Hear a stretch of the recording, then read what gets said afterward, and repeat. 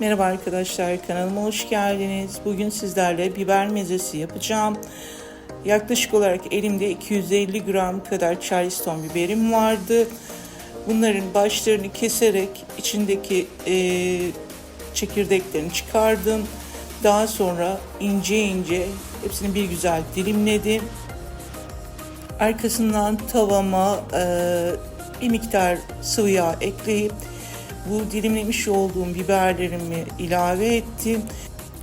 Yaklaşık olarak bir 200 gram kadar yoğurdumun içine bir miktar tuz atarak bir güzel çırptım. Daha sonra çırpmış olduğum yoğurdumun içine kızartmış olduğum biberlerimi ilave ederek bir güzel harmanladım. Dilerseniz siz buna ezilmiş sarımsak da ekleyebilirsiniz. Bizi izlediğiniz için teşekkür ederim. Şimdiden hepinize afiyet olsun.